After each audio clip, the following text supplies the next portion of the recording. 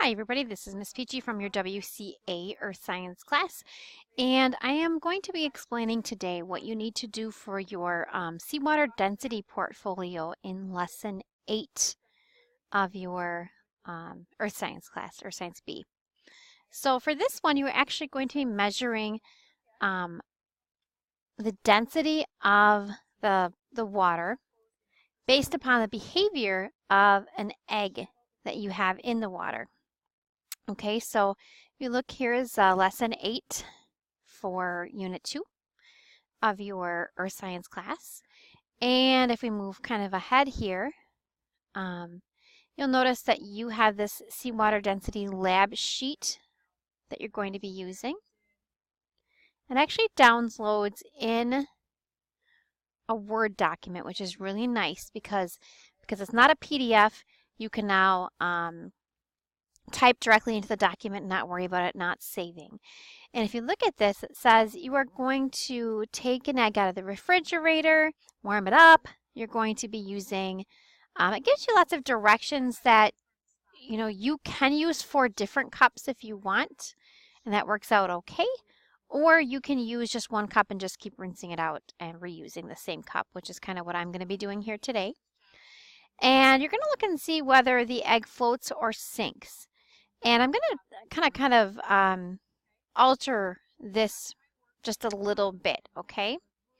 So first of all, it talks about using a cup of water, exactly 1 cup, in using a measuring cup. That's 237 milliliters of water. So we know exactly the volume in milliliters. And milliliters is important because when we're measuring density, we're actually using a unit of measure, which is a gram per milliliter. That is the metric unit of measurement.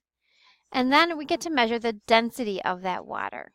So first water is fresh water. Fresh water has a density of 1 gram per milliliter. And that's a given. It's always going to be 1 gram per milliliter for fresh water, as long as that water is fresh distilled water. You're just using tap water, which is fine. You're also going to be measuring the mass of the sample. And this is where people often get confused here, the mass of the sample. We're measuring the mass of the water.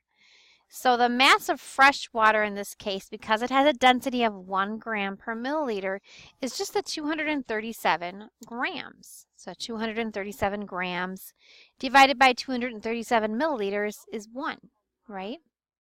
The other thing that you're given, the other piece of information that you're given here, is that every teaspoon of salt is about 5.7 grams. So if you add a teaspoon, you are going to be adding 5.7 grams to this, because this is actually the mass of your water.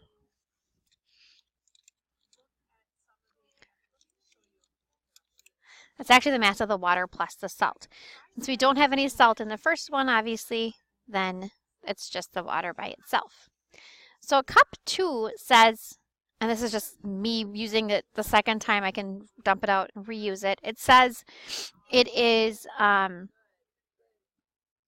2 teaspoons of salt. So you're going to take the 237 grams and add 5.7 grams to it, plus another 5.7 grams because you have 2 teaspoons of salt.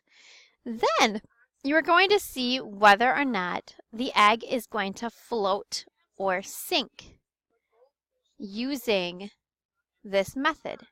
If I put 2 teaspoons of salt in, again, this is for cup 2, does my egg float or sink? And then I say, you're going to do that with 3 teaspoons of salt, and then with 4 teaspoons of salt, increasing the mass of the sample every time. And you're always going to divide it by 237. See, I see a problem with kind of what happened when this came up. There's some, there we go. Some of my tables, some of my cells were missing, but they came back. So I'm guessing there was just a little bit of a glitch with my camera. I also then want you to add something here. I'm going to have you guys actually just hit the tab button, which will add a row. Or if you don't know how to hit the tab button, you can actually come to the bottom here and insert a row below, which will give us another row. And I want you to put down number of teaspoons until it floats.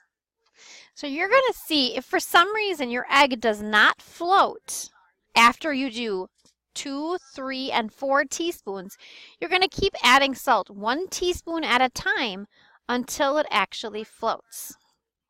So let's do this on my camera here for a minute, and I'm going to kind of show you with the procedure. So I'm going to aim this down at my desk. You can see my egg. Make it bigger. Okay. I'll reach into my water. Oh, I was getting salt at the store to make sure that I could do this for you guys today. All right, so I have my egg here, a nice brown farm fresh egg, yes. My 237 milliliters of water measured out here, right? So this is my fresh water. So the first thing I'm going to do is going to put my egg in the fresh water, and just to see, does it float or does it sink? And it's a little hard to tell from the top down, so I'm going to try to do this real high tech and go from the side here. And see if you guys can see that. And you can kind of see that it is below the water line. It is sinking here. Yeah, I have one of my... All right, so it is sinking. So then I'm going to add just a teaspoon, which is a lot less than I have measured out already. I had tablespoon measured out because I misread it. Just 1 teaspoon of salt. You're going to want to use a measuring device. I actually have a little cup here that measures teaspoons, but you could, just use a measuring spoon is fine. And you're going to add the 1 teaspoon of salt to the water, and that should dissolve in the water, and I'm not going to do this part for you. And you can actually take the egg out first if you want, and then add the 1 teaspoon to stir it up. Put the egg back in. Does it float or sink? And then do another teaspoon, so a total of 2 teaspoons. I'm sorry, your first one is 2, I think. So the first one's 2 teaspoons, stir that up, float or sink. The second one is 3, so add another teaspoon, does it float or sink? The fourth one is 4, add another one, does it float or sink?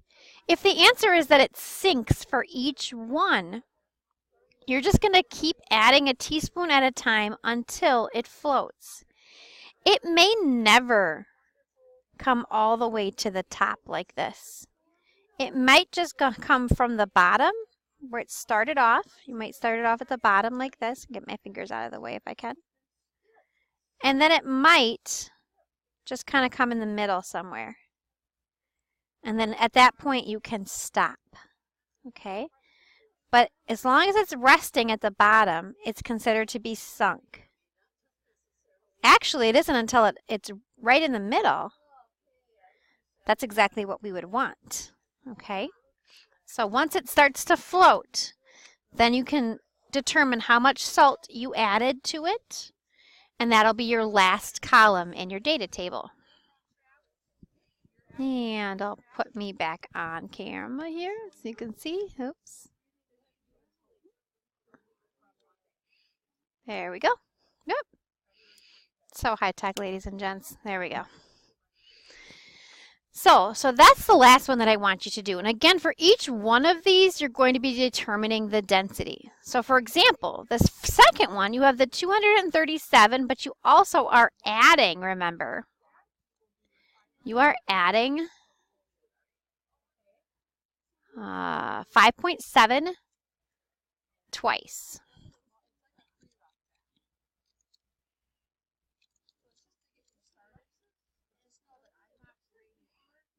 And that gives us a total density of, I don't know.